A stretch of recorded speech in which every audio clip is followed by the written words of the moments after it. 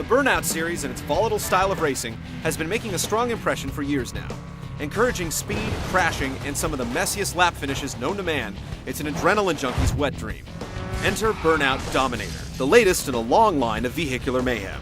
Released for the PlayStation 2 instead of the next-gen systems, Dominator is hoping to keep the hope alive. But does it end with a checkered flag or a moving violation?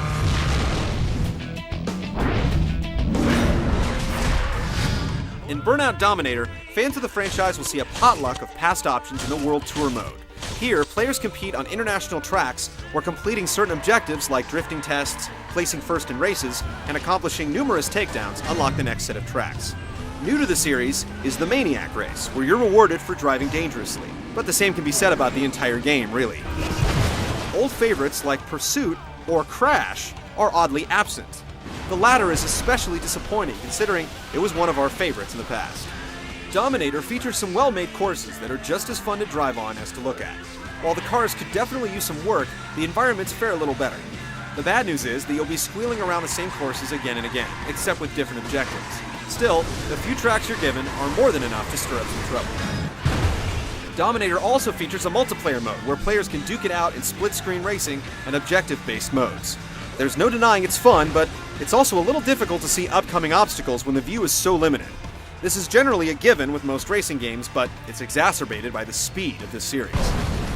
While our favorite mode has been cut, there's no denying that there's plenty of other content to play through in Burnout Dominator.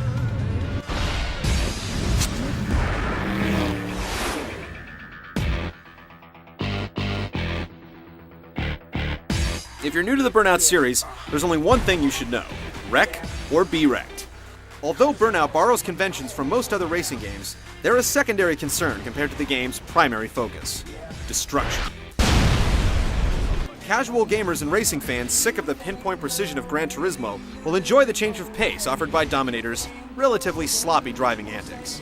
Here, players are rewarded for things like takedowns, or pummeling rival cars until they explode in a blaze of glory. Pulling off these moves is a pretty simple task, given Dominator's tight controls and the plethora of objects to slam cars into.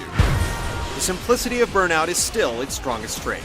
There are no gears to fiddle with or camber to tweak, just head-on collisions. If you happen to be on the receiving end of a takedown, holding R1 engages a bullet time-like mode called Impact Time, which slows the game down and allows you to navigate the wreckage of your car using the analog stick.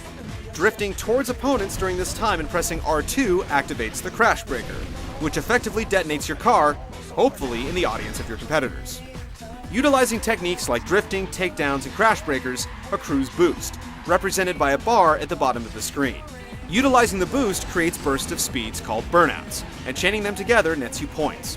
Burnout Dominator equally rewards drivers who take advantage of drifting and precise navigation through traffic, as well as drivers who like to get down and dirty by crashing into other cars. It allows for many styles of play, making it the type of game that just about anybody can enjoy. If there's one criticism that can be leveled against it, it's that it's basically the same game we've been playing for years now. For fans of the series, that's not necessarily a bad thing, but it's time that the franchise made some bold new moves. Burnout Dominator attempts to be a best-of compilation, yet it fails to include some of the best features the series has to offer. It's a decent stopgap if you're waiting for Burnout 5 to hit stores, but most will be able to milk it for all it's worth via rental. If the series continues to lumber on like this, its fans will, inevitably, burn out.